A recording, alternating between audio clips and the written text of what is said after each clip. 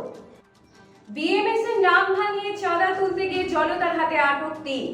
BMS অনুমোদিত e rickshaw শ্রমিক সংঘের থেকে সংগঠনের নাম ভাঙিয়ে চাঁদা তুলতে যায় ৩ ব্যক্তি। তারা শ্রমিকদের কাছ থেকে ২৫০ টাকা করে চাঁদা তোলেন। ঘটনাটি ই-রিকশা শ্রমিকদের নজরে আসতেই মোটর স্ট্যান্ড থেকে তাদের আটক করা হয়। অভিযুক্তদের পুলিশের হাতে তুলে দেওয়া হয়েছে। রাস্তা সংস্কার ও ড্রেন নির্মাণের দাবিতে টায়ার চালিয়ে সড়ক অবরোধ করে এলাকাবাসী। প্রবল বৃষ্টির কারণে লক্ষ্মীপুর ও নয়াপতন এলাকায় বেশ কয়েকটি বাড়ির ভেতর জল প্রবেশ করে এবং বন্যায় পরিণত হয়। ড্রেন না থাকার কারণে রাস্তার জল বাড়িগুলিতে প্রবেশ করে। স্থানীয় গ্রাম পঞ্চায়েতকে জানানো হলেও কোনো ব্যবস্থা নেওয়া হয়নি।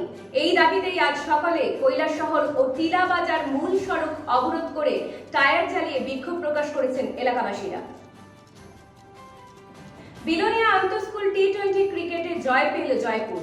বিলোনিয়া ক্রিকেট অ্যাসোসিয়েশনের উদ্যোগে শুরু হলো আন্তঃস্কুল টি-20 ক্রিকেট টুর্নামেন্ট।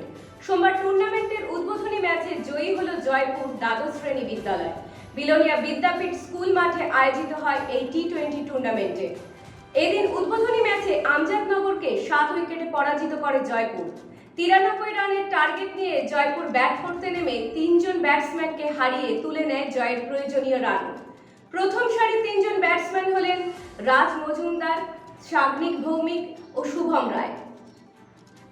সোমবার অখিল ভারতীয় বিদ্যার্থী পরিষদ কল্যাণপুর নগর শাখার পক্ষ থেকে নগরের বিভিন্ন বিদ্যালয়গুলিতে গিয়ে মেম্বারশিপ করানো হয়।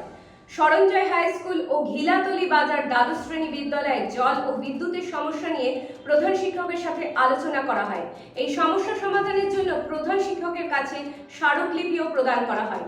এর আগেও খাস কল্যাণপুর স্কুলের পানীয় জল ও বিদ্যুতের সমস্যা নিয়ে স্কুলে ডেপুটেশন জমা দেয়।